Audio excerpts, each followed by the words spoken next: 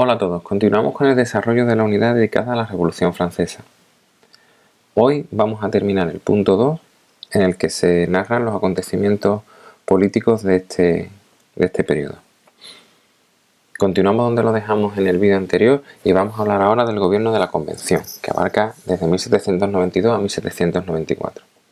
En 1792 Francia declara la guerra a las potencias monárquicas europeas y eso va a hacer que se radicalice la revolución, ya que todos los enemigos de la revolución, los grupos contrarrevolucionarios, se van a ver como enemigos o traidores al país, y ahí incluimos a la figura del rey Luis XVI. Al frente del gobierno vamos a encontrar a los girondinos, que son partidarios de la guerra, pero que pronto perderán el apoyo popular, ya que las derrotas militares va a hacer que el pueblo de París, liderado por los jacobinos, se subleven y den un cambio de gobierno en agosto de 1792. Vamos a encontrar entonces que se va a implantar una república, se va a convocar una nueva asamblea, la convención, que va a estar elegida por sufragio general masculino, ya no sufragio censitario, y en esta etapa el poder real de Francia, quien va a controlar Francia, van a ser los jacobinos, y estos a su vez van a controlar o van a mover a los Sans-Culottes y a la Comuna de París. En manos de estos grupos estará el poder, el control y el poder de Francia. Veamos qué es lo que ocurre a continuación. Se van a tomar las siguientes medidas. Este gobierno de la Convención tomará las medidas que vamos a explicar poco a poco. En primer lugar, se va a aprobar una nueva Constitución, la Constitución de 1793, que tiene las siguientes características. El sistema de gobierno va a ser una república. El sufragio, como ya hemos comentado, aquí se va a instaurar en esta Constitución sufragio general masculino. Ya no va a importar el nivel de renta, pero eso sí, solo los varones son los que pueden votar. Se va a incluir, aparte de los derechos que ya hemos visto en los comienzos de la Revolución, se van a incluir otros derechos, como por ejemplo el derecho al trabajo, el derecho a la educación, el derecho a la insurrección. Y el poder ejecutivo va a estar en manos de 24 miembros que van a estar controlados por una asamblea legislativa, por la Asamblea Legislativa.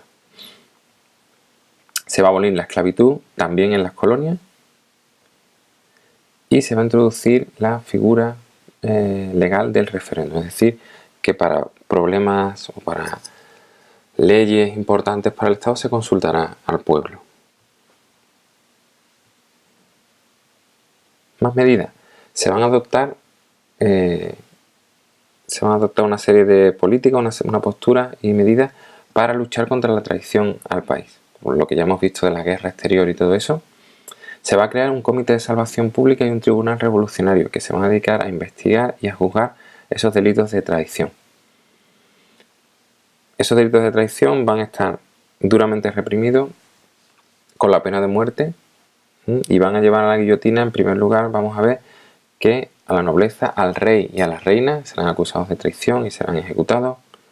Luego a los enemigos políticos de estos jacobinos, a los girondinos también serán perseguidos y ejecutados, y finalmente incluso entre los propios jacobinos y serán ejecutados Danton y Robespierre. O sea, y con la muerte de Robespierre terminará este periodo que es denominado como el terror. Las ejecuciones serán en número grandísimo. En los últimos meses se llegan a ejecutar hasta unas 800 personas al mes. Incluso en la época final del terror, el llamado el Gran Terror, se superarán esas 800 ejecuciones. Y el artífice de todo esto, Robespierre, será el último de los ejecutados, porque ya, como veremos a continuación, hasta la propia convención se vuelve en contra de él y por temor a más ejecuciones y eso, es capturado y ejecutado. También se van a tomar medidas económicas y sociales bastante importantes y en algunos casos adelantadas.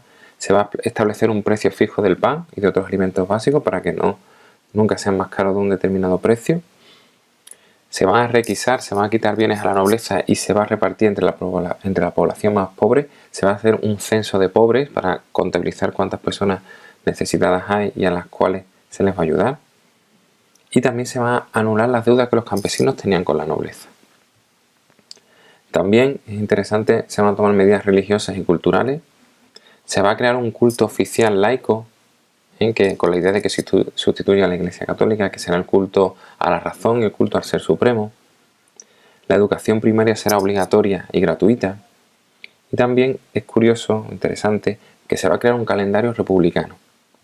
Un calendario que va a utilizar el sistema decimal, es decir, partiendo de que el día en lugar de durar 24 horas, durará 10 periodos de 10 horas.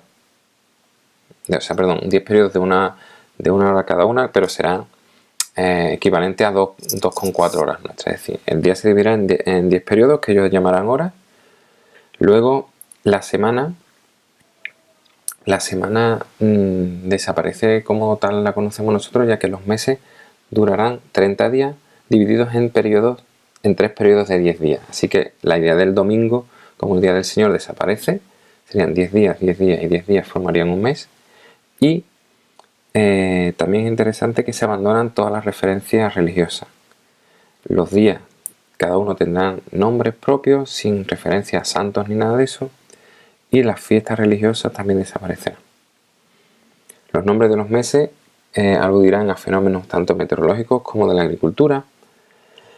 Y al final del año habrá 5 o 6 días, los años que sean bisiestos, de fiestas nacionales, pero de carácter no religioso. El Día de la Razón, el Día de la Revolución, el Día de la Recompensa, el Día de las Libertades, etcétera, etcétera. Bueno, para terminar de hablar de este periodo habría que resumir que sí, es verdad que muchas de las medidas de Robespierre y sus seguidores dieron sus frutos, ya que se dominan las rebeliones internas y se evitan desórdenes públicos. Se lograron éxitos militares en el exterior, pero los métodos que ellos usaron, que los jacobinos usaron, se volvieron tan impopulares y causaban tanto pánico entre la población que al final se volvió contra ellos mismos y en el mes de Thermidor, en verano, se produce un golpe de Estado justo a la muerte de Robespierre, ejecutado. Se da un golpe de Estado en 1794. Y pasaríamos a otro periodo que sería la República Burguesa, que va desde 1794 a 1799. Vamos a ver qué ocurre en este periodo.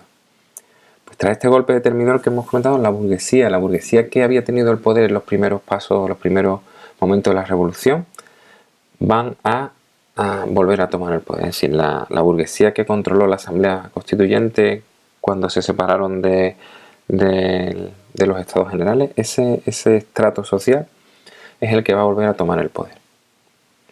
Se va a dar la idea de que la revolución ya ha terminado. Van a ser eliminadas muchas de las instituciones y muchas de las medidas que se dan en el periodo anterior, en el periodo de la Convención.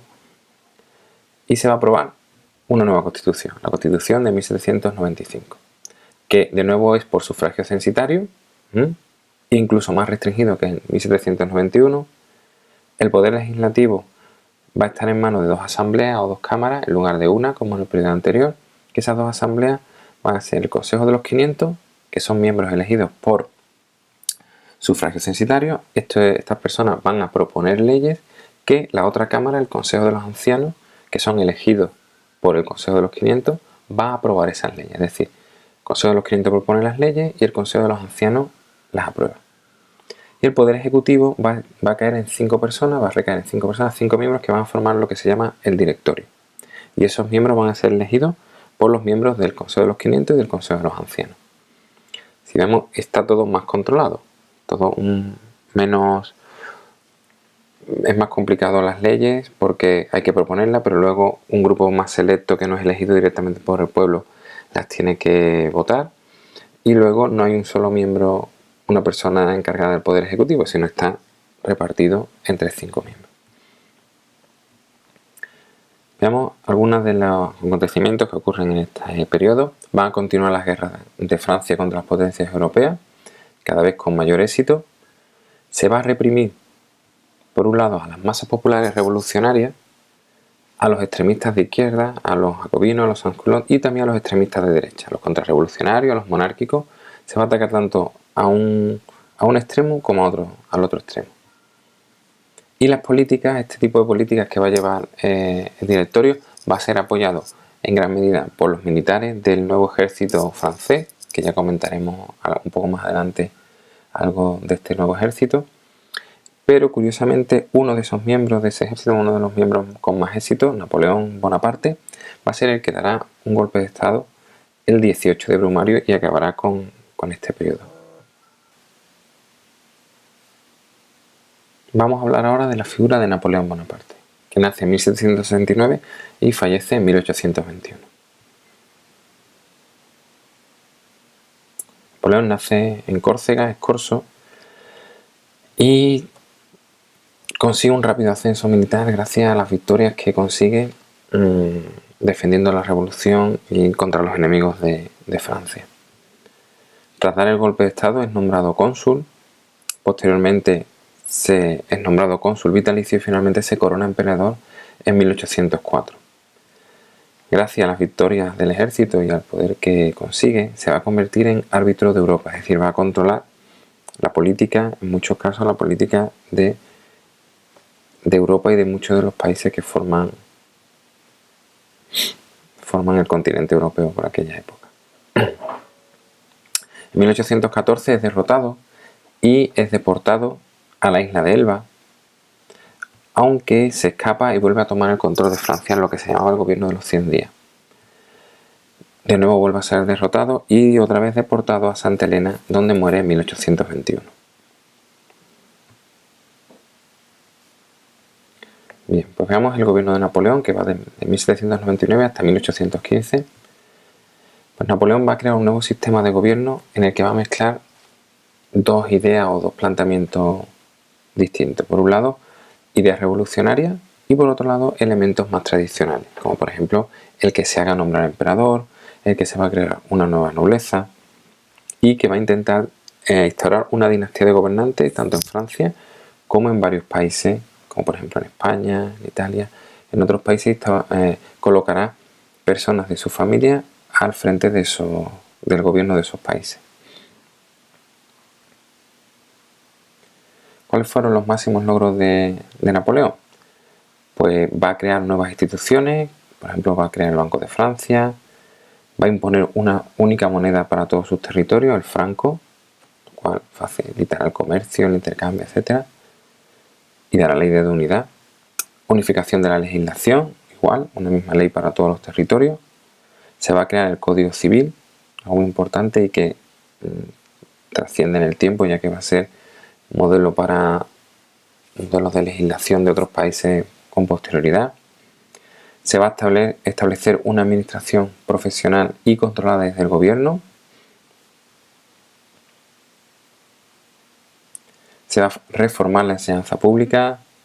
Se va a firmar un concordato, un acuerdo entre la Iglesia Católica y Francia para volver a conciliar ambos gobiernos, el gobierno de Francia con el papado, ya que las relaciones estaban en muy mala situación desde la Revolución Francesa, con todos los ataques hacia la Iglesia, expropiación de bienes y eliminación de cargos, destrucción de figuras de culto, etcétera, etcétera. O sea, ha habido algunos momentos, sobre todo en la época del terror, muy anticlericales. Pues todo eso se intenta solucionar con este nuevo concordato que va a firmar Francia con la Iglesia, con el papado.